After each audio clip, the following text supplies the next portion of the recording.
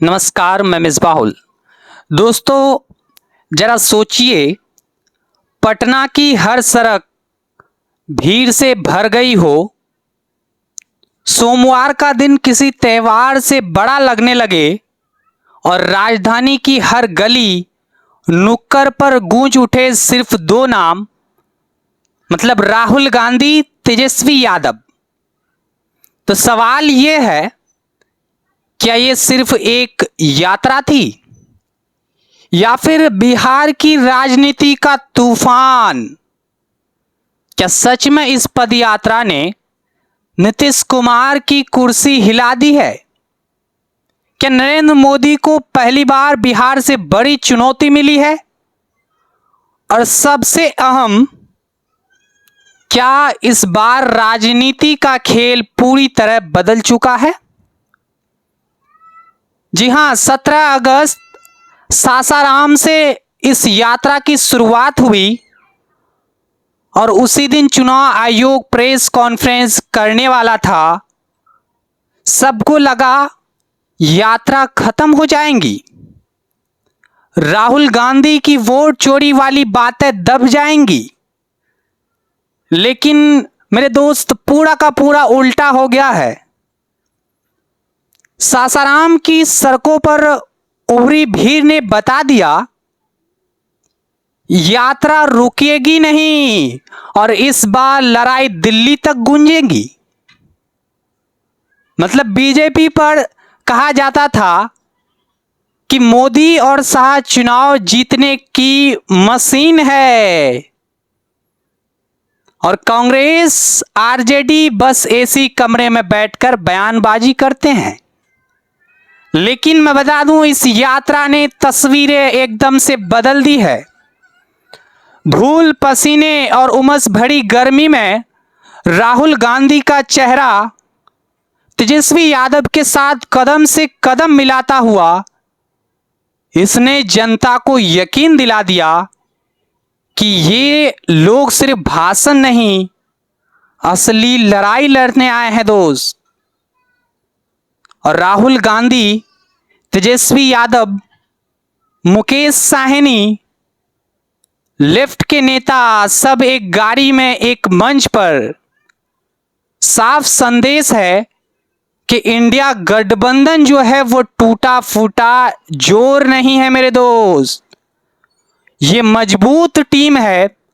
और इसी चुनाव अकेलेपन से नहीं, टीम से जीती जाती है। और कहा जाता है ना कि कांग्रेस कमजोर है, लेकिन राहुल गांधी ने साबित कर दिया, कांग्रेस अगुवाई करेंगी। सोचिए, अगर राहुल ने न होते, क्या इस यात्रा को इतना कवरेज मिल पाती? आप हमें बताएं, क्या मिल पाती इतना कवरेज?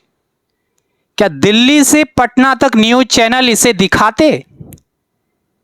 जवाब साफ है, नहीं। 13 से 15 दिन साथ चलते चलते नेताओं ने अंदर खाने बहुत बातें साफ कर ली है। कौन कितना सीट लड़ेगा, कहां से लड़ेगा, यानी बड़ा झगड़ा यहीं सुलट गया है। यात्रा सिर्फ वोट चोरी तक नहीं रुकी, महंगाई, बेरोजगारी, संविधान, आरक्षण, सभी मुद्दे उठे हैं। राहुल ने कहा 50% आरक्षण की सीमा तोड़ेंगे। तेजस्वी बोले 17 महीने में काम किया, 5 साल दोगे तो बिहार पूरा का पूरा बदल दूंगा। यानी यह यात्रा नारेबाजी नहीं, बल्कि चुनावी रोड मैप थी। पूरे बिहार में गूंजा कि डुप्लीकेट सीएम चाहिए या फिर ओरिजिनल। बिहार ने जवाब दिया, भीड़ ने जवाब दिया, तेजस्वी चाहिए। मुख्यमंत्री का चेहरा तय हो गया है, लेकिन राहुल गांधी फ्रंट सीट पर रहे, क्योंकि मैं बता दूं राहुल ने नया वोटर दिया। ओबीसी, बेरोजगार, एससी का वो तगबा जो आरजेडी को वोट नहीं करता था, ये राह राहुल ने आसान कर दिया।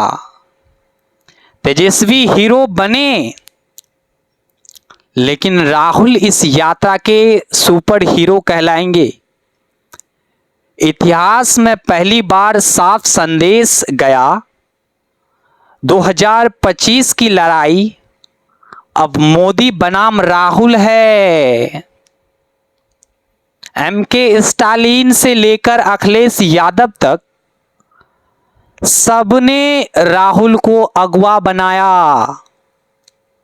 बीजेपी ने लाख कोशिश की ड्रिल करने की, मतलब यात्रा को भंग करने की साजिशें रची, लेकिन राहुल बार बार सीधे मोदी का नाम लेकर हमला बोलते रहे और यही बात बीजेपी को बैकफुट पर ले गई।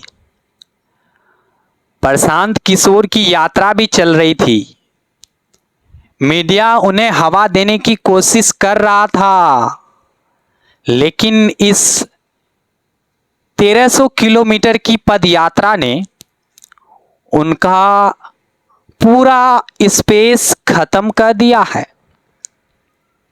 अब लड़ाई सिर्फ दो खेमे की है, एनडीए बनाम इंडिया। अब सवाल बीजेपी और नीतीश कुमार से है, अगर इंडिया गठबंधन सड़कों पर उतरकर भीड़ जुटा सकता है तो एनडीए का चेहरा कौन होगा? क्या सम्राट चौधरी उतरेंगे? क्या नीतीश कुमार फिर ताकत दिखा पाएंगे? क्या जनता ने साफ कह दिया लड़ाई सिर्फ टीवी पर नहीं होगा, सड़क पर भी होंगी? इस यात्रा के समापन के साथ एक बात तय हो गई, बिहार का चुनाव अब करो या मरो की लड़ाई है। या तो जनता कुर्सी पलट देगी या फिर सत्ता में बैठे लोग अपनी पूरी ताकत झोंक देंगे। इतिहास गवाह भी है, यात्राएं कभी खाली नहीं जाती। मैं आपको रिमाइंड करा दूं, आपको याद होगा भारत जोड़ो यात्रा, जब राहुल गांधी ने इस यात्रा को किया तो भारत जोड़ो यात्रा से कांग्रेस 99 पर पहुंची, मोदी 240 पर रुक गए। और अब बिहार की सड़कों से उठी ये गूंज बता रही है सिंहासन डोलने वाला है। तो दोस्तों आप बताइए, क्या इस यात्रा ने बिहार का चुनाव बदल दिया? क्या नीतीश कुमार की कुर्सी अब हिलने वाली है या फिर ये सिर्फ भीड़ का खेल है, असली लड़ाई अभी बाकी है? कमेंट में लिखिए, वीडियो को शेयर कीजिए, क्योंकि बिहार की राजनीति में अब खेला कह सकते हैं शुरू हो चुका है। जुड़ने के लिए धन्यवाद।